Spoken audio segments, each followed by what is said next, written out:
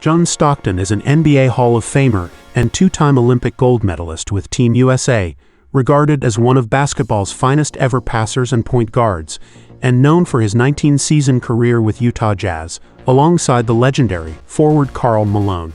Stockton missed only 22 games over the course of a stellar career with the Jazz from 1984 to 2003, a period that saw the team reach their only ever NBA Finals in 1997 and 1998, both of which they lost to Michael Jordan's imperious Chicago Bulls.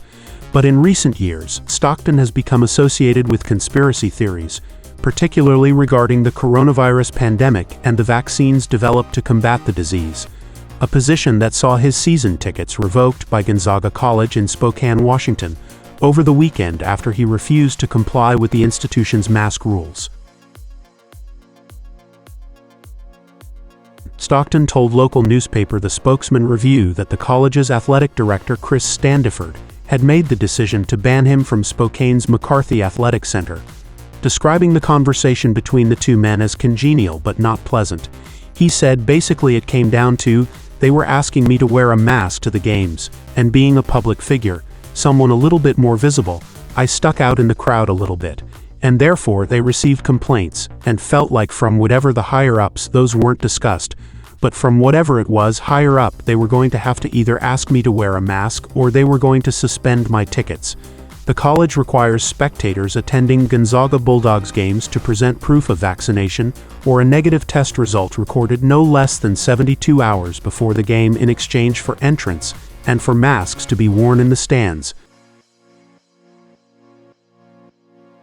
Born on the 26th of March 1962, Stockton starred for his hometown college team in the West Coast Athletic Conference between 1980 and 1984 and remains the Bulldogs' all-time top stealer and top scorer in steals per game. According to ESPN, his number 12 jersey is still proudly on display at the arena. Asked by the Spokesman-Review what the estrangement meant for his relation with Gonzaga, Stockton replied that it was stressed but not broken. He said, "I've been part of this campus since I was probably 5 or 6 years old. I was just born a couple blocks away and sneaking into the gym and selling programs to get into games since I was a small boy.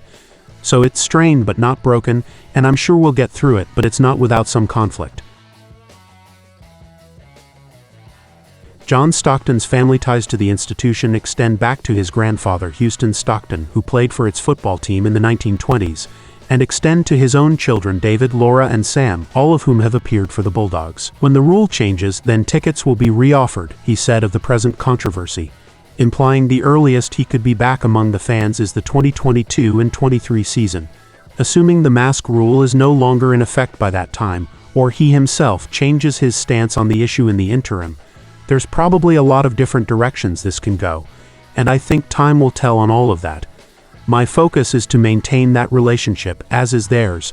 They've made it very clear that we're important to each other, and I don't think that's going to change. However, there are some absolute impasses that we're going to figure out. I've been around here a long time, so I don't expect things to linger, whatever they may be. Responding to the spat, Gonzaga issued a statement declaring Gonzaga University continues to work hard to implement and enforce the health and safety protocols mandated by the state and by university policy, including reinforcing the indoor masking requirement. Attendees at basketball games are required to wear face masks at all times. He said, "We will not speak to specific actions taken with any specific individuals. We take enforcement of COVID-19 health and safety protocols seriously, and will continue to evaluate how we can best mitigate the risks posed by COVID-19 with appropriate measures." The recent decision to suspend concessions in McCarthey Athletic Center is an example of this approach. Gonzaga University places the highest priority on protecting the health and safety of students, employees, and the community. Stockton's controversial views regarding the coronavirus, which threatened to tarnish his extraordinary legacy on the court, first became widely known when he appeared in a conspiracy documentary last June entitled COVID and the Vaccine Truth, Lies and Misconceptions, revealed, in which he falsely claimed that more than 100 professional athletes had died as a result of side effects allegedly associated with COVID vaccines. He also claimed baselessly that tens of thousands of ordinary citizens had met the same fate.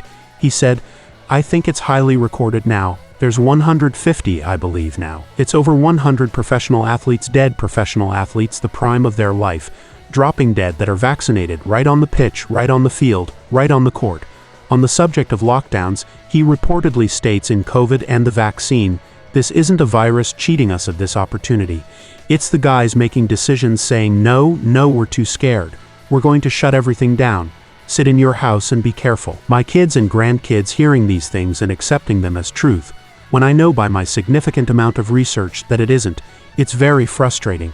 Stockton has also guested on the DNPCD Sports podcast, on which hosts Tony Farmer and Chad Fisher have likewise expressed anti-vaccine sentiments. The spread of misinformation remains a serious cause for concern across the world, with the pandemic still far from over.